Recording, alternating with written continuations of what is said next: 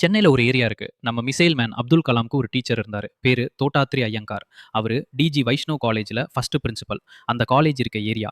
ஆனா எல்லாரும் இத கோயம்பேடுக்கும், அண்ணா நகருக்கும் நடுவுல இருக்கிற ஒரு பாஸ் த்ரூ ஏரியான்னு மட்டும் தான் நெனைக்கிறாங்க. அதுதான் அரும்பாக்கம். இந்த பேருக்கு பின்னாடி இருக்கிற ஹிஸ்டரிய பார்ப்போம். அரும்பு means flower and Pakkam means place. பூக்கள் மலரும் இடம். பட் இது வெரிஃபைட் ஹிஸ்டாரிக்கல் ஃபேக்ட்னு கன்ஃபார்ம் பண்ண முடியல. எக்ஸாக்ட் ஆரிஜின் தெரியல. பட் லோக்கலா இந்த ஃப்ளவர் வாசனை கொண்ட பெயர் தான் நம்பப்படுது. பிரிட்டிஷ் ஆர்க்கிடெக்சர் இங்க இல்ல. ஏன்னா 1960 வரைக்கும் இது முழுக்க முழுக்க மாந்தோப்புகளா இருந்த ஒரு விவசாய கிராமம். பக்கத்துல விருகம்பாக்கம் அண்ட் சாலிகிராமம் இருக்கிறதால வெளியூர்ல இருந்து சினிமா கனவோட வர்ற பல பேர் தங்குறது அரும்பாக்கம் மேன்ஷன்ஸ்ல தான்.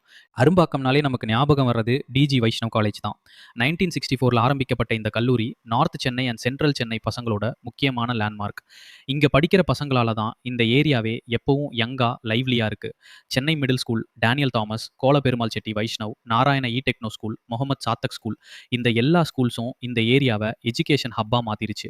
நினைவு இருக்கா gold spot company, Chennai bottling கம்பெனின்னு famous orange flavoured soft drink. அந்த ஃபேக்டரி இங்கே தான் இருந்துச்சு. இப்போ கார் டீலர்ஷிப் ஆயிடுச்சு. 90s கிட்ஸ்க்கு நல்ல மெமரிஸ். இங்க அவசியம் பார்க்க வேண்டியது வரதராஜ பெருமாள் கோவில்.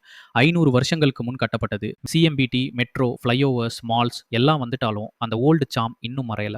மாந்தோப்புகள் மறைஞ்சாலும் மனசுல நிக்கிற ஊர் இது.